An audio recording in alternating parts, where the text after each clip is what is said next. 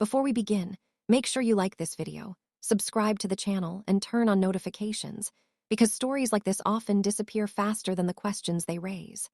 Hulk Hogan lived his life louder than almost anyone in modern sports history. For decades, his voice echoed through sold-out arenas, his image was burned into pop culture, and his presence felt larger than life itself. But when the final chapter arrived, it didn't come with fireworks, entrance music, or cheering crowds. It arrived quietly, too quietly. When news broke that Hulk Hogan had been found unresponsive in his Florida home, the world paused. Headlines moved fast, condolences poured in, and the official story settled almost immediately. Natural causes, a heart that had finally given out. For many fans, that explanation was enough. A legend aged, a body worn down by decades of punishment, and a peaceful passing. But behind the closed doors of Hogan's mansion, details began to surface that didn't sit comfortably with those closest to him. Details that didn't match the man they knew. And details that, even now, continue to leave an uneasy feeling for anyone who looks beyond the headlines. On the morning of July 24th, 2025, Clearwater, Florida woke up to devastating news. Terry Gene Bollea, known to the world as Hulk Hogan, had been found unresponsive inside his mansion at the age of 71. Emergency services were called following a report of cardiac arrest. Paramedics arrived quickly, performing CPR before transporting him to Morton Plant Hospital.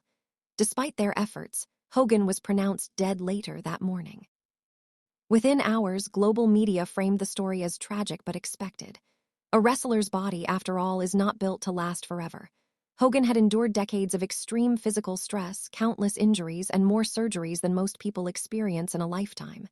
The narrative fit neatly. It was simple, clean, final. Yet those who were present that day described something very different. Not chaos, not panic, but silence. A silence that felt heavy. A silence that lingered longer than it should have. And while the public consumed the headline version of events, investigators stepped into a home that quietly told another story, one that didn't scream conspiracy, but whispered questions no one could easily answer. At first glance, Hogan's medical history seemed to explain everything. He had openly battled atrial fibrillation, a condition that disrupts heart rhythm. He had also been diagnosed with chronic lymphocytic leukemia, a slow-moving blood cancer that placed constant stress on his body. Just 2 months before his death, he underwent major neck surgery, one of more than 25 surgeries he had endured over the years. Doctors later confirmed the official cause of death as acute myocardial infarction, commonly known as a heart attack. The manner of death was ruled natural. No autopsy was performed. His longtime physician signed the death certificate. On paper, the case was closed almost as soon as it opened. But real life doesn't always follow paperwork. When investigators walked through Hogan's home, they didn't find disorder or distress. They found something stranger: precision, control, and a sense that certain spaces had been deliberately reset. The house itself looked lived in, warm, familiar, except for one room. A room that had defined Hogan's entire identity long after the wrestling lights faded. According to those close to the situation, Hogan's wife, Sky Daly, had returned home earlier than planned from a wellness retreat. She expected a normal day. Hogan had been committed to routine, careful training, clean eating, meditation, and recovery-focused discipline. This was not a man spiraling. This was a man rebuilding. When Sky entered the house, she called out to him. There was no answer. At first, she brushed it off. The house was large. Hogan often wore headphones. As she moved deeper inside, the silence became unsettling. She followed instinct toward the home gym, the place Hogan spent most of his waking hours. That's where she found him, lying motionless near a weight bench. No overturned equipment, no visible signs of struggle, no blood, no chaos, just stillness. Paramedics were called immediately. CPR was performed, but Hogan never regained consciousness. For Sky, the moment felt wrong in a way she couldn't articulate. Not dramatic, not violent. Just wrong.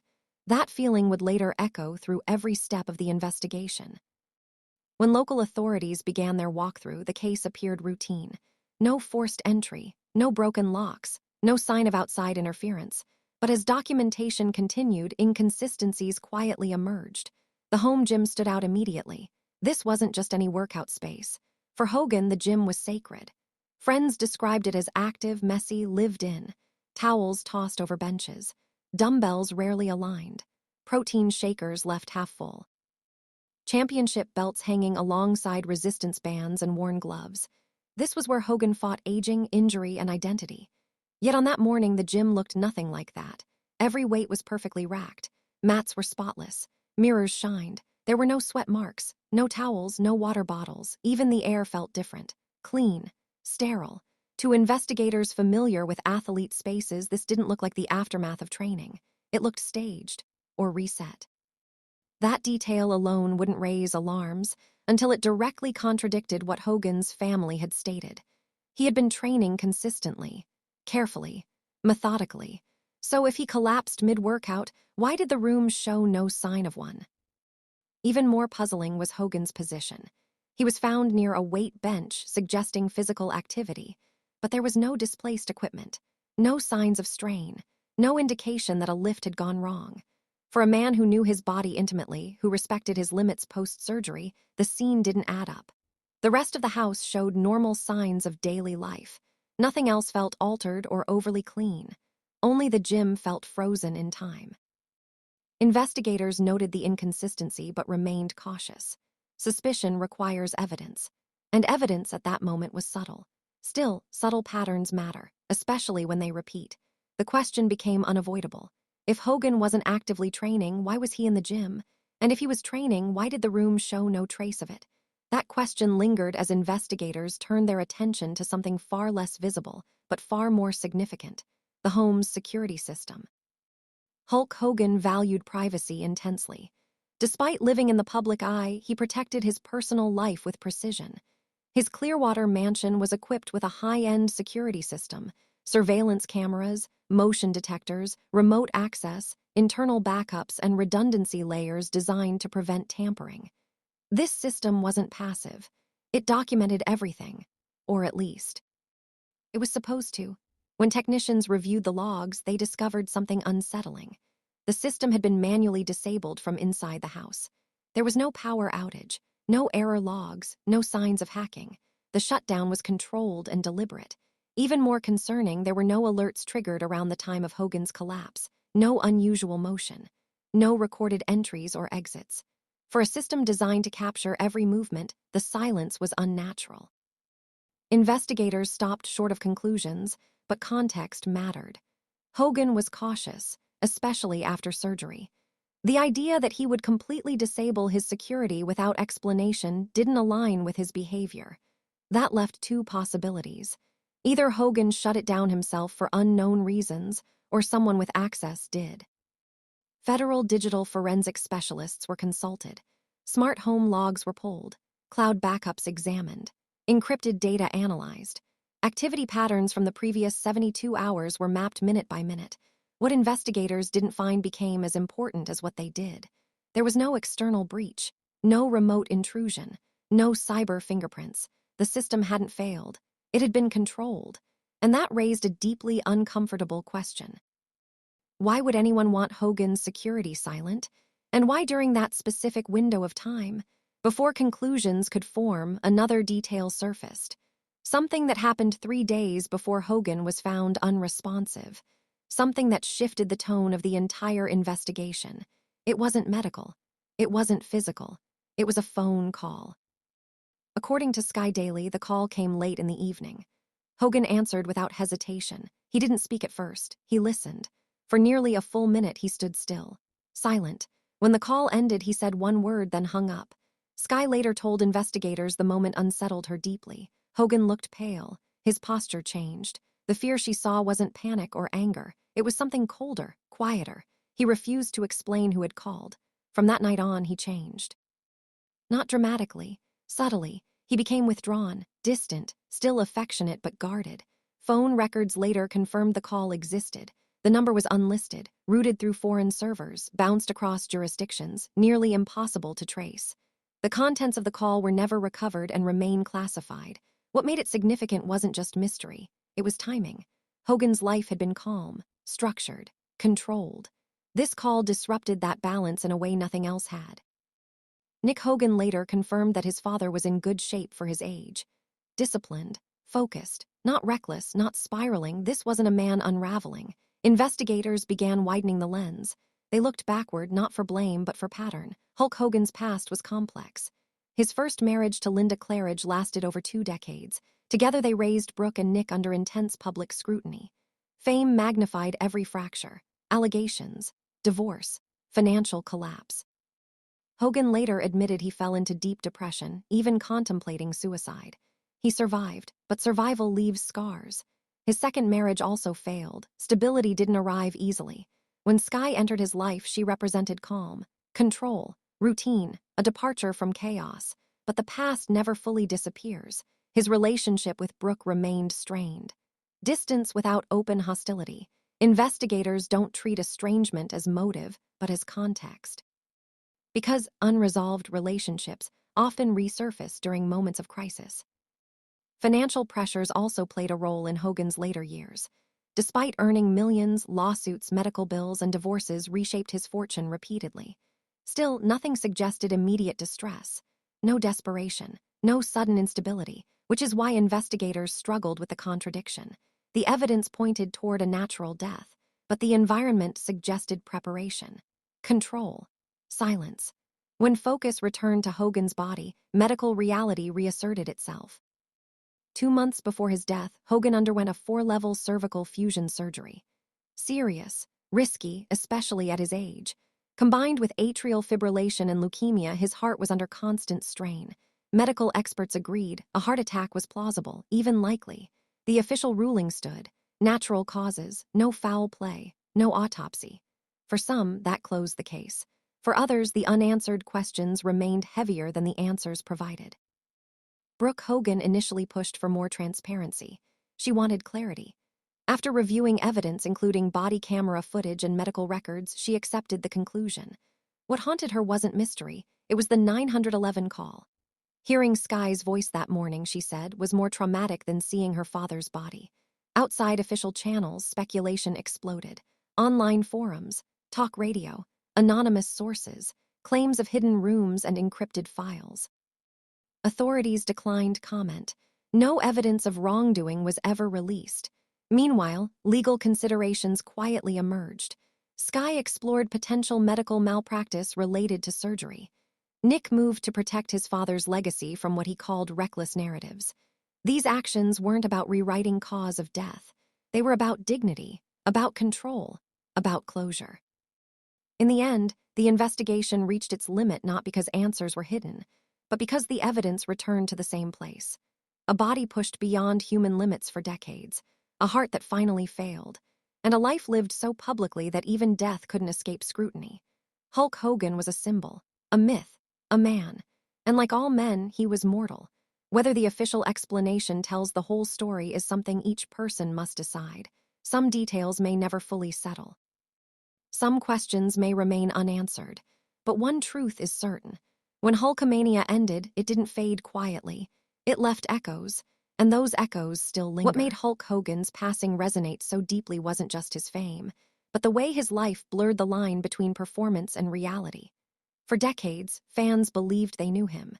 They watched him rise, fall, apologize, rebuild, and rise again. But the final version of Hogan, the quieter man focused on healing rather than headlines, was something few truly understood. In those last months, he wasn't chasing relevance. He wasn't trying to relive glory. He was protecting what little piece he had carved out for himself. That's why the unanswered details feel heavier than they otherwise might. A spotless gym, a silenced security system, a phone call that left visible fear in a man known for unshakable confidence. None of these details prove anything sinister, but together they create a sense of incompleteness. A feeling that something personal, something private, unfolded in those final days that the world was never meant to see. And maybe that's the point. Not every ending is meant to be fully explained. Some stories end not with answers, but with quiet spaces where answers should have been. Investigators often say that the most difficult cases aren't the violent ones, but the silent ones. Cases where nothing appears broken, disturbed, or forced. Hulk Hogan's death fell into that category. There was no chaos to reconstruct, no timeline of struggle, just stillness. Stillness inside a home built for protection. Stillness inside a body that had absorbed more pain than most humans ever will. Over time, public attention drifted elsewhere, as it always does. New headlines replaced old ones, but for those closest to Hogan, the questions didn't vanish with the news cycle. They lingered in everyday moments, in empty rooms, in unfinished conversations, in routines that no longer had a purpose. This is the part of loss the public never sees, the part that doesn't fit into press releases or official reports, the part where grief mixes with doubt and memory refuses to stay organized. Whether the official explanation tells the entire story or not, the emotional truth remains the same. A man who gave everything to his audience left this world quietly, without applause, and without a final goodbye. It's important to remember that Hulk Hogan's body was not just aging, it was exhausted. Every slam, every fall, every night of pushing through pain added invisible weight. Medical experts have long warned that professional wrestlers often pay the ultimate price decades later. Heart strain, nerve damage, complications that don't announce themselves until it's too late. In that context, a sudden heart attack is not surprising. It's expected. And yet, expectation doesn't always bring comfort, especially when surrounding details don't align neatly. That's why people continue to talk, not because they want scandal, but because they want understanding. Humans are wired to search for meaning, especially when someone larger than life disappears without warning. Hogan spent years controlling his narrative, reinventing himself after public collapse. Perhaps in death, control slipped away. Or perhaps he exercised it one last time, choosing silence over spectacle. We may never know. And maybe we don't need to. Sometimes, acknowledging uncertainty is more honest than forcing closure. In the weeks after his death, tributes poured in from wrestlers, actors, musicians, and fans around the world. Stories of kindness behind the scenes, stories of generosity never publicized, stories that reminded people that Hogan wasn't just a character, he was a complicated human being. Flawed, proud, vulnerable, strong, his legacy will always be debated. Some will focus on controversy, others on inspiration. But both truths can coexist. What cannot be ignored is the impact. Entire generations discovered wrestling through him. Entire careers were shaped by his presence. And even in death, he continues to spark conversation. That alone speaks to his cultural weight. Whether the final chapter feels complete or unresolved depends on perspective. But the story itself is undeniable. Hulk Hogan mattered. And when someone who matters leaves quietly, the silence feels louder than any crowd ever could. As time passes, official records will remain unchanged. Natural causes, heart attack, case closed. But stories live beyond documents. They live in memory, interpretation, and the unanswered spaces between facts. It's in those spaces that speculation grows, not always maliciously, but emotionally. People want reassurance that legends don't simply fade, that there is order to endings, that lives built on meaning don't dissolve into footnotes. Hulk Hogan's final days remind us that even icons are subject to the same fragile biology as everyone else. Strength has limits, recovery has boundaries, and no amount of fame can negotiate with time. That realization may be uncomfortable, but it's also grounding. It brings the myth back to earth, and in doing so, it allows the man behind the legend to finally rest. Perhaps the most unsettling part of this story isn't what might have happened, but what didn't. No dramatic final moment, no farewell speech, no public closure, just a normal morning that turned irreversible. That's the truth most people face, famous or not. Death rarely follows narrative logic. It interrupts. It leaves sentences unfinished. And for someone like Hulk Hogan, whose entire life unfolded in chapters, that interruption feels especially sharp. Maybe the real takeaway isn't suspicion, but humility. A reminder that life doesn't owe us explanations, that some questions remain unanswered not because they're hidden, but because that's simply how reality works. Legends don't always exit the way stories say they should.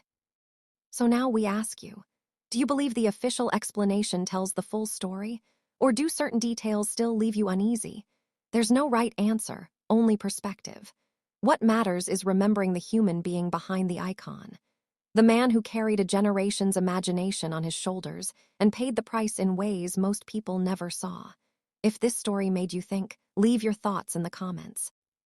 And if you want more deep, carefully researched stories like this, like the video, subscribe to the channel and stay with us. Because some stories don't end when the headline fades. They stay with us, quietly asking to be remembered.